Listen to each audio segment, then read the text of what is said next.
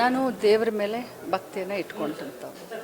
ದೇಶದ ಎಲ್ಲ ದೇವಾನುದೇವತೆಗಳನ್ನು ನಾನು ನಂಬಿದಂಥವ್ರು. ಅವ್ರು ಬಹಳಷ್ಟು ಹೇಳ್ತಾ ಇದ್ದಾರಲ್ಲ, ನಾನು ಅಂದೆಲ್ಲ ಅಂತ ಹೇಳಿ.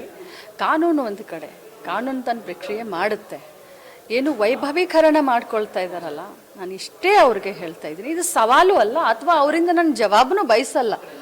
ಅಂಥ ಒಂದು ದುರ್ಬುದ್ಧಿ ಇದ್ದಂಥ ಮನುಷ್ಯನಿಂದ ನಾನು ಜವಾಬನ್ನು ಕೂಡ ಬಯಸೋದಿಲ್ಲ. ಆದರೆ ಜನರನ್ನು ದಿಕ್ಕು ತಪ್ಪಿಸುವಂಥ ಕೆಲಸ ಮಾಡ್ತಾ ಇದ್ದಾರೆ, ಜನರ ಕಣ್ಣಿಗೆ ಮಣ್ಣೆರ್ಚುವಂಥ ಕೆಲಸ ಮಾಡ್ತಾ ಇದ್ದಾರೆ.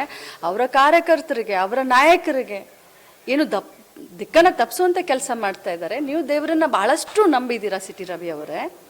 ಧರ್ಮಸ್ಥಳ ತಮ್ಮ ಊರಿಗೆ ತುಂಬ ಹತ್ತಿರ ಇದೆ. ಇಡೀ ರಾಜ್ಯದ ಜನ, ದೇಶದ ಜನ ಧರ್ಮಕ್ಕೆ ಇನ್ನೊಂದು ಹೆಸರು ಧರ್ಮಸ್ಥಳ ಅಂತ ಹೇಳ್ತೀವಿ. ಮಂಜುನಾಥನ ಮೇಲೆ ನೀವು ಪ್ರಮಾಣ ಮಾಡಿ ಹೇಳಿ.